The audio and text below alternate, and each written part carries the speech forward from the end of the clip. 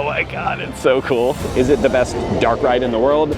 It was an emotional show. I teared up at the end. Well, that was a big old fail. This is almost too much, but in a good way.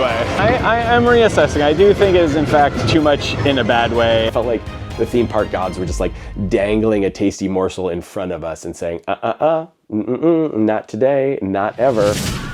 I interrupt our regularly scheduled 200 coaster challenge because I have made it to Epic Universe. I am unbelievably stoked, out of my mind. You know, I didn't come to Universal for the first time until 1 year ago, so I can't even imagine what it's like for all y'all that have been coming here for 5, 10, 15, 20 years, your entire life.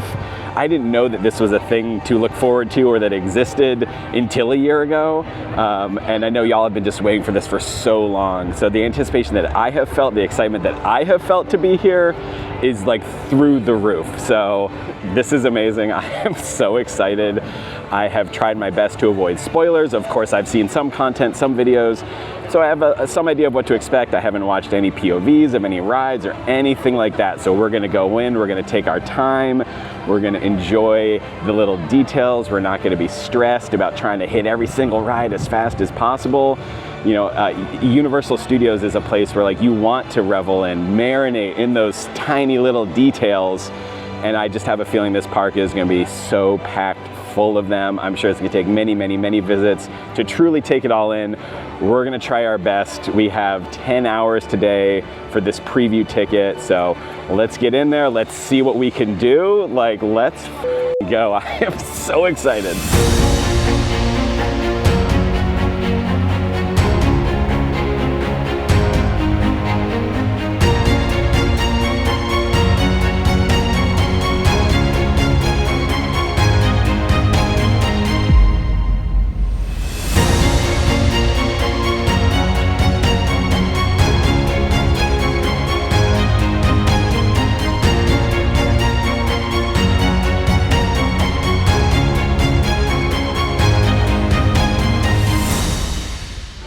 So first observation, something that's really fun since we're in the park right now, but we don't have early entry, so we're just kind of kicking around here in Celestial Park.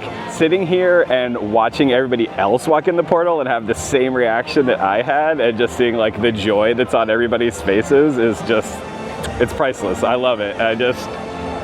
It's like the little things like that that remind you of like why you want to come to a park like this. It's so cool. Also today is special because this is the first time I'm ever documenting going to a park with another human, and it's a very special human. This is my wonderful partner, Jessica. We went to Universal together for the first time, so Universal kind of holds a special place in our hearts collectively, and it would just feel wrong if I came here for the first time without her, so we made the trek down here and we are stoked. Yes. Right off the bat, I think that the Kronos portal is an amazing entrance statement for this park.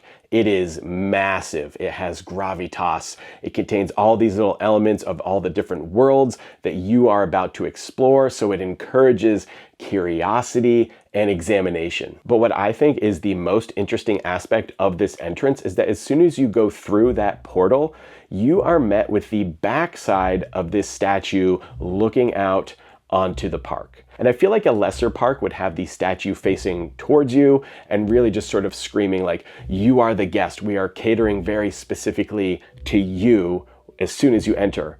But instead, it feels almost like you're sort of haphazardly being dropped into this world, and not in a way that feels sloppy, but in a way that invites you to become an explorer. You want to get out into the world. You want to go and see what is the front side of this statue. There's almost a voyeuristic quality to it, as if you are hiding backstage and sort of peering out from behind this curtain, looking out into this brand new alien landscape. And this really epitomizes what I think Universal does so well, and something I'm going to touch on many times throughout the course of this video, which is their ability to tell a story through scenic value, through landscape, through set design. Of course, you're a guest in this park and you've paid a lot of money to be here, and you are the star of your own story today, but it's just that. It's your own story. You are not the center of this universe. Even though a lot of people at theme parks act like they are. You are an explorer in this world, and the more that you observe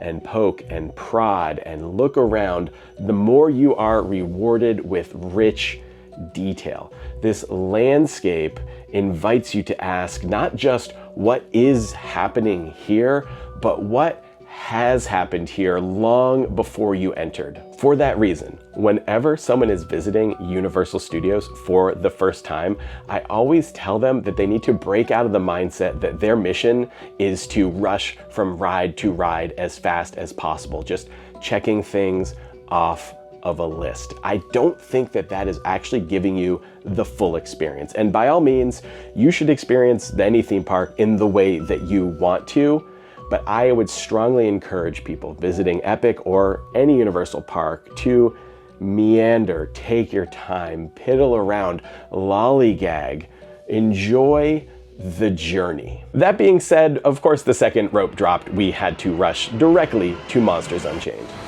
All right, we are in just, big, massive buildup, waiting for that rope to drop, and everyone's scattering off to their various lands.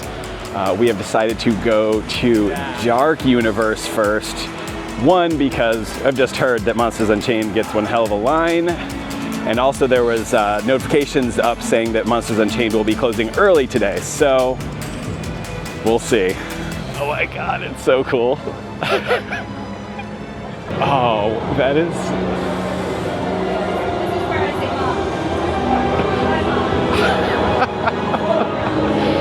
This is so fucking cool.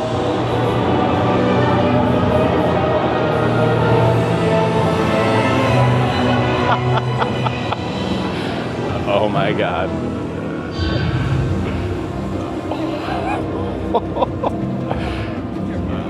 Amazing. When you're in here, it just feels like everything just transforms. You can't see the other worlds.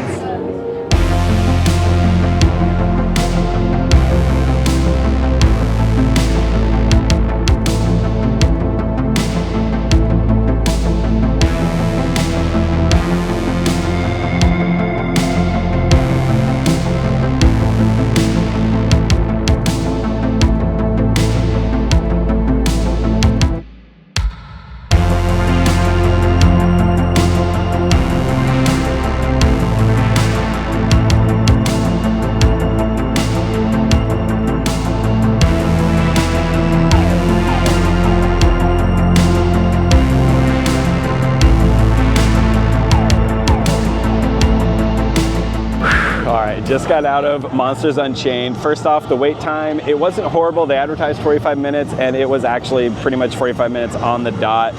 So as far as like the park and expectations of like super long waits, it wasn't so bad. I almost wish the queue moved a little slower because there's so much to look at when you're there. Every part of this queue, every new section that you go into, there's something new to look at. There are things that like tell a story. There are just so many aspects of this that are just like wildly entertaining. It's worth it just to walk through the queue alone, just to see the pre-shows and everything. I will say that people have said that the pre-show alone is like its own attraction and it'd be worth the wait just for that. I don't agree with that, but I also think that maybe right now there's kind of like the growing pains of getting the pacing right. Both times with the pre-show, we were walking into the pre-show as it had already kind of started. They're not really like stopping the line and being like, you are now all observing this thing and then moving onward. They're kind of pushing people in as it has started. So I think this is one that's definitely gonna take me a few times through to really catch all of the details. As far as the ride itself goes, it's just so good. It's so fucking cool. This ride is packed full of these amazing animatronics that Universal has been advertising, and they definitely meet the hype. They move in not, you don't watch them and go, oh, this is a real person, but they move in such a naturalistic way, in a way that I have never seen an animatronic move before. There's still, the lip syncing with the audio and all that stuff. You're still like, I'm watching animatronic, but it's such a far cry from the days of like the Hall of Presidents or whatever it is. So yeah, you're moving around. I will say that if I had any nits to pick about this ride is that there's almost too much happening, that it's almost like spooky vomit. Like there's just so much stuff. This is like happening all the time. So again, this is one that I'm gonna need to ride many, many times, I think, to really understand what's going on. I can't necessarily say that I truly caught exactly what the narrative is. Like I had a sense of it, and that was like enough to get through the ride. But yeah, don't let the hype kill you on this. It's a very cool ride, but it's not the most amazing thing that I've ever seen. It doesn't feel like it's like breaking the mold on anything other than the animatronics. And I'm sure someone who like knows all the technical details of this stuff could easily be like, you fool, like these are all of the innovations and this is why it's amazing. But for me, this isn't something that I'm gonna be like, I need to ride this 20 times in a day. This is like, once every time I visit the park will probably be enough for me. So it was a lot of fun, but I'm a coaster boy at heart, and this doesn't quite hit those thrill levels. But the people that I was riding with, the camaraderie amongst people in the line as you're kind of talking to each other and you start to warm up, and then you just like, everyone's just like stoked out of their minds on like how cool Universal is and how cool this park is. So I ended up riding with 2 other guys that were just, there by themselves and were also just like really excited. So to do that ride with other people who were like applauding and cheering and just losing their minds when something jumps out at you was just such a fun experience. Like cannot recommend that enough. I hope everybody gets to ride with people who are so excited about this whole thing. So yeah, Monsters Unchained, definitely awesome, definitely a top tier attraction. This is just such a worthy addition to this park. I'm so glad that this exists, and I can't wait to ride it again, take in all the details. It's great. It's very fun. I think it definitely lives up to the hype. Is it the best dark ride in the world? I don't know, but it's definitely in the top 5 for me.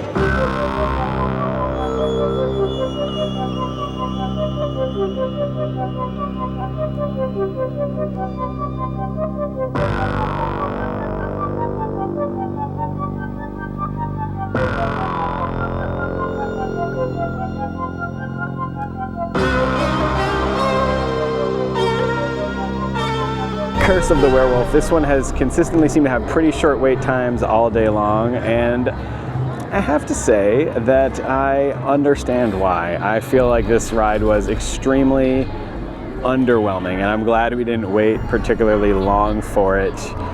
The ride felt like it was about 30 seconds long. I'm sure it was more like a minute and a half maybe, but this one just sort of feels like they put something in because they needed another thing in this area, and it doesn't really feel like it's up to the standards of everything else that we've experienced here today. Now, I say all that with the caveat that I think my opinion would be vastly different if we had taken the ride facing forwards. These are free spinning coasters. It does not, at least that's what it seems to be.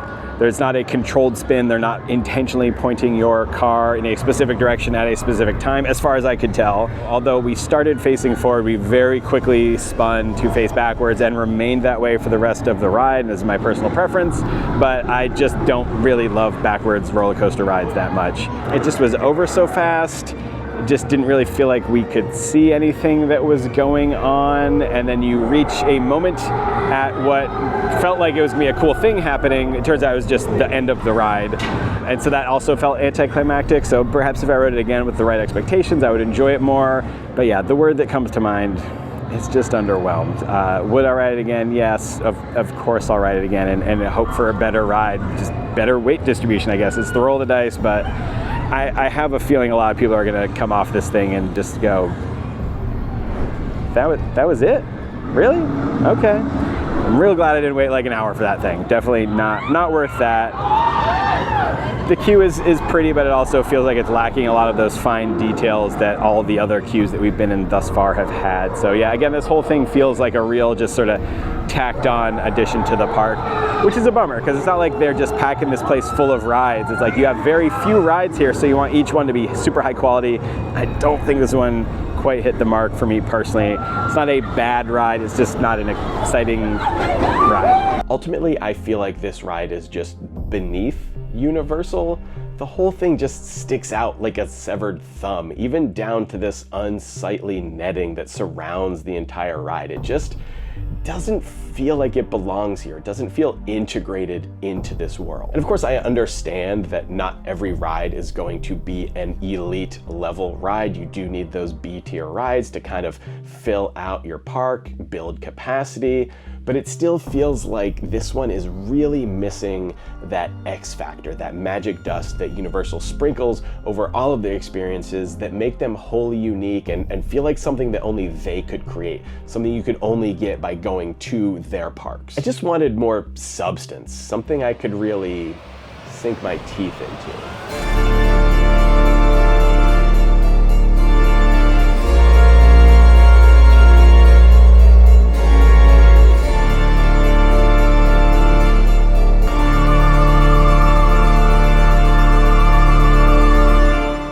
Das Steakhouse is an old inn and dining hall built over the ruins of ancient catacombs. Here you can enjoy a meal surrounded by vampire artwork and artifacts.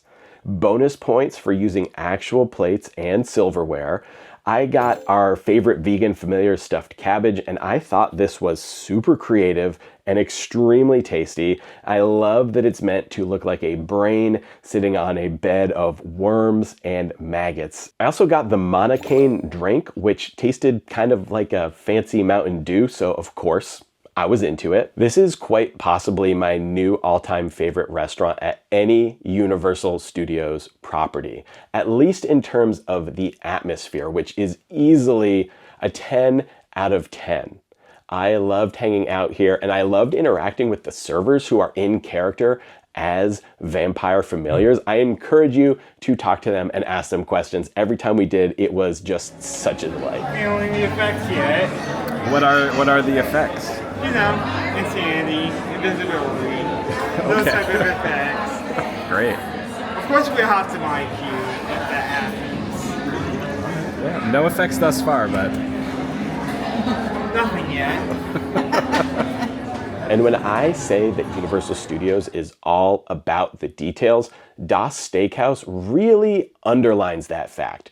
This isn't just some vague, creepy old tavern. You are surrounded by all these artifacts and relics of vampire lore that convey vampire history and their war with humans from the point of view of the vampires. It truly feels like you have stepped into a world that has existed long before you were born and will be here long after you are gone. There are roots growing through the ceiling. There are wooden stakes in the chandeliers. There are mummified familiars.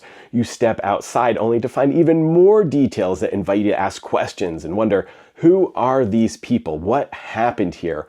What is this substance embedded into the walls? Some of my favorite examples of these tiny little details that you find throughout the park are these claw marks on the outside of one building and these arrows sticking out of this damaged balcony. These are simple touches, but they inspire such vivid imagery of war and strife and conflict and danger. This is storytelling through scenic design at its finest. This is something that I feel like has been hinted at other Universal properties, but it hasn't really been fully realized until Epic Universe. And on a more frivolous and silly note, I also love how they custom brand all of the signs that you're gonna have to find throughout the park, like this restroom sign. And I haven't even touched on the fact that they have character actors roaming this land that you can interact with.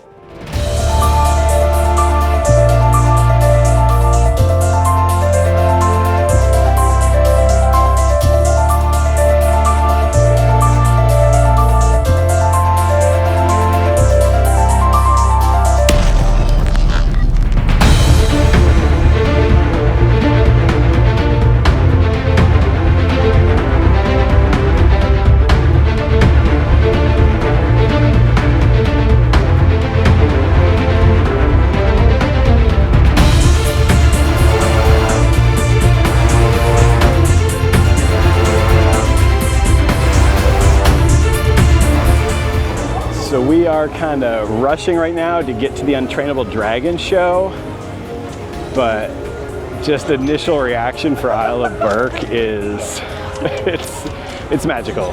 Would you agree? Oh yeah, it's so cool.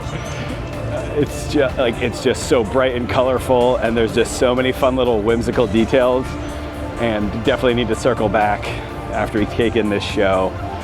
But wow, just wow. Oh my God, like the tails just hanging out. It's so said, welcome baby dragons. No. So we just got out of the Untrainable Dragon show. This is a 20-minute show. No photography or filming or anything is allowed inside, and I'm glad, because I think you should just go in, don't know anything about this show, just prepare to be filled with absolute delight. I must admit, I had never seen How to Train Your Dragon until a week ago. I watched it in preparation for this trip. So all the imagery and iconography is very fresh in my mind, and it was an emotional show. I teared up at the end. Jessica was full of tears for like almost the entire show. It's just such a beautiful experience. The variety of puppetry and special effects and video and practical and everything that they combine to create all the different types of dragons that you will encounter and the ways that they move throughout the environment. It's really a sight to behold. I don't know if it tops some of the other shows like the Born Stuntacular, for instance. That's probably still my #1 for Universal as far as shows go, but it's up. It's probably sitting at a solid #2 right now. It's truly a fantastic show. Where's the best place to sit? Certain shows it's better to be up front, some way in the back. I asked, and the person told us sit in the balcony area on the far left, just 1 or 2 rows back. That's exactly where we sat, and you get just such a beautiful vantage point of all the special effects, of all the dragon stuff that happens. I won't tell you exactly what it was, so you don't have any spoilers, but definitely that is the place to sit. But yeah, don't miss Untrainable Dragon. It's a delight.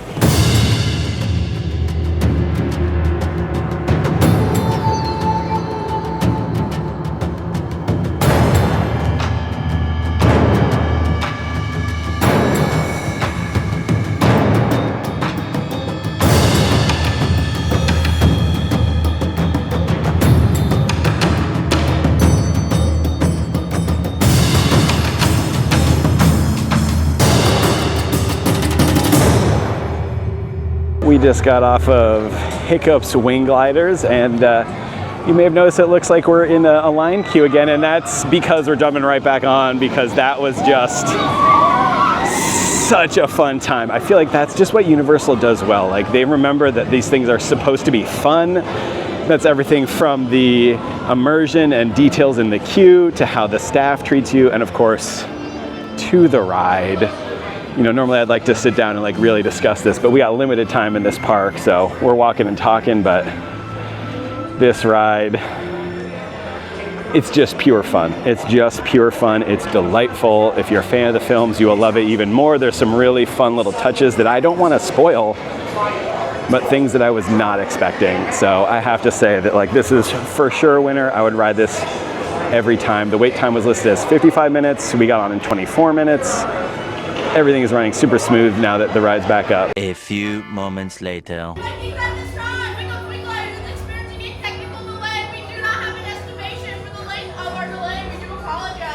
And we've decided to bail 37 minutes into waiting, so it's like 25, I don't know what my math is, additional minutes of just standing there waiting for it to go. So no front row ride for us. RIP. Hiccup's wing gliders. Thankfully, there is still plenty to do and see in the Isle of Berk, even if every single ride was down. I was personally quite taken by the How to Treat Your Dragon store, which is filled with tasty treats and these adorable stuffed dragons. It seems like every new store that Universal is creating is really taking advantage of the vertical space to tell more of the story of this land and create this impact and wow factor. I mean, just look at this beautiful ceiling in How to Treat Your Dragon. Other details in the land that made me smile was this occupancy sign that calls everyone hooligans, the water fountain that looks like a little dragon creature, and the sheep imagery on the garbage cans.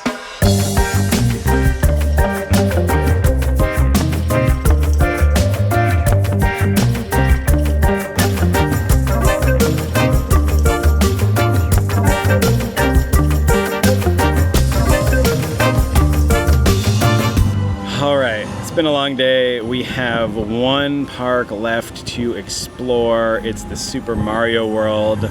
I am very excited, but I'm also so tired. There's been so much walking. My feet are so sore. I'm a little cranky, underhydrated, but I'm expecting to enter into a world of wonder. It's gonna be bright It's gonna be colorful, and we're gonna have a great time whether we like it or not. Let's go.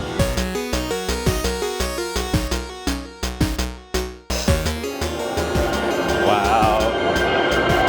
Honestly, this might be the coolest portal of them all.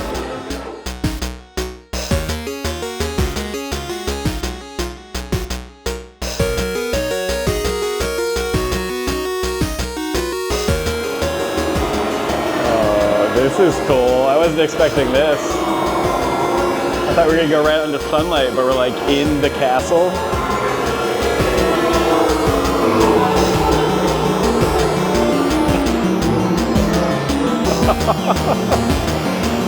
Oh man.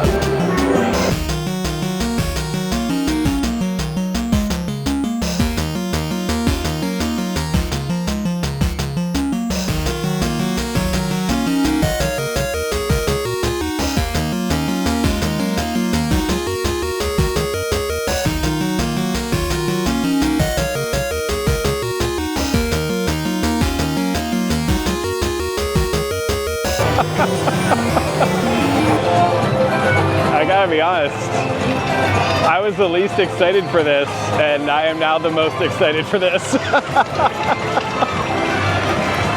Wow. This is almost too much, but in a good way. One eternity later. I am reassessing. I do think it is in fact too much in a bad way. Jessica described this area as Mario Vomit. I have to agree. It is sensory hell being in here. That music just kicked in.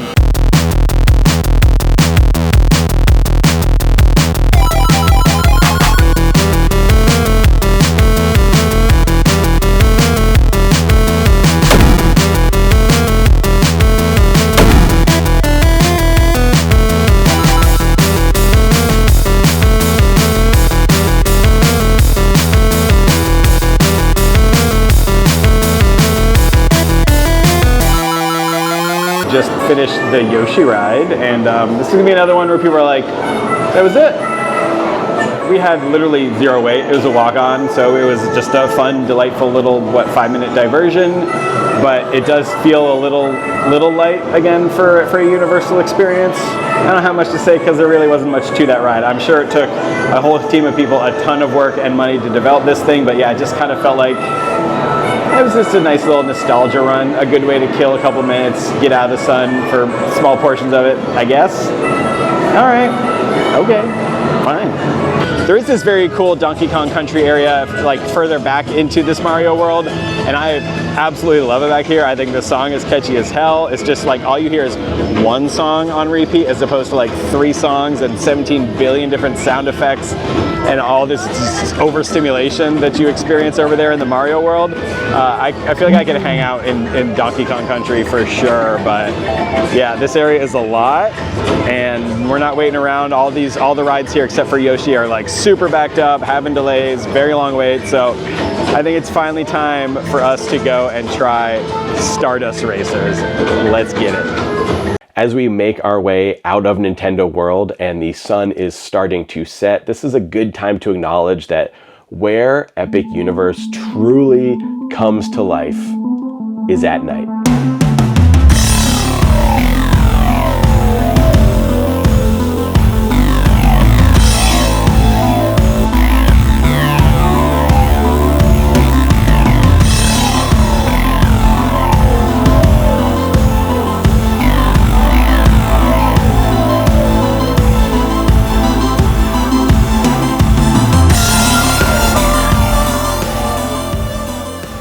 Every portal transforms from something that was previously a very cool thing to walk through, but now they feel like a magical gateway into a new world. Dark Universe especially evolves into its final form at night, but the most stark nighttime transformation is easily Celestial Park. Up until now, I have not really talked about Celestial Park, despite the fact that it is a central hub and it is something that you have to go through every time you want to leave one world and enter another. And that's because, well, despite all of the praise and love I have been heaping onto Epic Universe, Celestial Park is the one world that feels very just barren and unfinished. Universal describes Celestial Park as the cosmic heart of Universal Epic Universe, where wondrous discoveries await.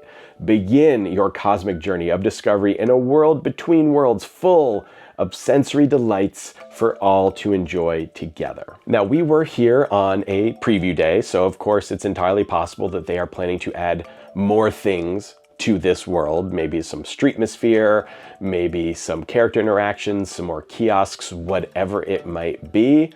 But as it stands, there isn't really a whole lot about Celestial Park that feels particularly otherworldly. Aside from that wonderful entrance that I love, it just kind of feels like you're in a regular, albeit very nice, public park. Sure, it has this beautiful carousel and some spectacular fountain shows and well-manicured landscaping, but for a world that's supposed to represent this sort of interstellar wayport of the cosmos, offering you entrance into all these distant lands and realities, there's just something decidedly uncosmic about this park, and dare I say, soulless. It just kind of feels like a lot of concrete. Now, of course, I have plenty of little nits that I could pick about every single world that I visited on this trip. I'm not trying to pretend like everything else was perfect.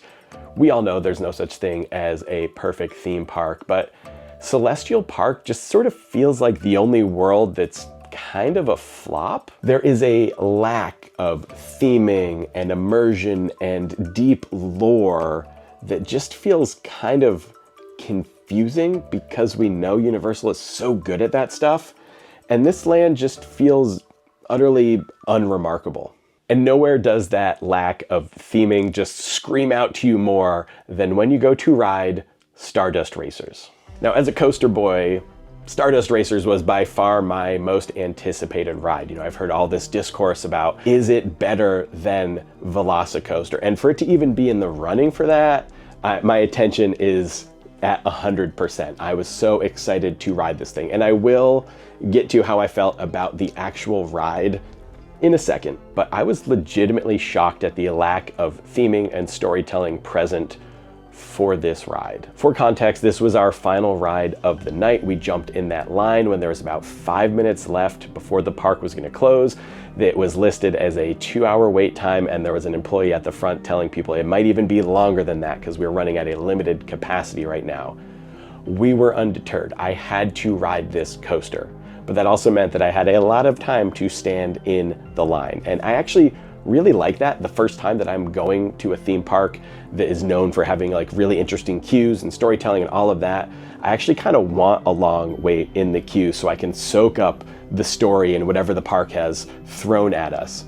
But the fact that you are not seeing any footage on your screen right now, that's partially because I was tired at that point, but mostly because it just felt like there wasn't anything worth documenting. The queue is practically barren, and it's honestly pretty boring to wait in. And it's not like the theming was a little underwhelming. Like, it was practically non-existent. Like, if you had taken a blindfold and put it on me and then marched me into the park, into that queue, and then took it off and said, hey, you're at Six Flags right now, I would believe you. And if you don't know, that was a sick burn. All that being said, once the sun goes down and the lights come on, Celestial Park finally starts to sing, finally starts to show some personality. It finally becomes a place that you actually want to stop and hang out for a little bit. There's always gonna be some little corner of our lizard brain that just gets excited and pleased when we see pretty lights. And I can't lie, I was very pleased looking at all these pretty lights, looking at these fountain shows. Epic Universe, more than any other Universal property that I have been to, feels intentionally designed for maximum enjoyability at night. And yeah, I think that like every theme park is pretty much better at night, but Universal especially feels like it benefits from that darkness, which is what makes it such a shame that our day ended at 9 o'clock. And so to only have an hour, if that, in darkness, it felt like such a tease. It felt like the theme park gods were just like dangling a tasty morsel in front of us and saying, not today, not ever. I hope that they shift the park hours to like open at like 11 and close at midnight or something like that. I am sure that there is so many factors that go into theme parks determining their hours, but I mean, come on, this park looks gorgeous at night. Stardust Racers looks gorgeous at night. It is so fun to just sit there and watch those trains fly by. They truly do look like shooting stars flying through the night. Even when we were there with just one train side operating, it looked phenomenal and it was so cool to watch, and I'm sorry I don't have footage for you. And of course, now the moment we have all been waiting for, how was Stardust Racers? This is a phenomenal ride. This is a world-class ride. It deserves all the praise, all the hype that it gets. That being said, they were only running one side, so we didn't get the full dueling coaster aspect of it. And so for me currently, I'm gonna say Velocicoaster is still the #1 universal coaster. That might change once I get a front row ride and a dueling ride. I gotta put my thoughts together. I'm barely catching my breath from this coaster, but man, so good, so good. I'm so glad we were able to get on this ride. It almost seemed like it wasn't gonna happen, y'all. But that's a wrap on our day at Epic Universe. It's so sad that it's over, but we'll be back. There's still plenty to do, plenty to see, plenty more details to take in. But for now, that's a wrap. Thanks for joining along. And we'll get back to our regularly scheduled 200 coaster challenge next time.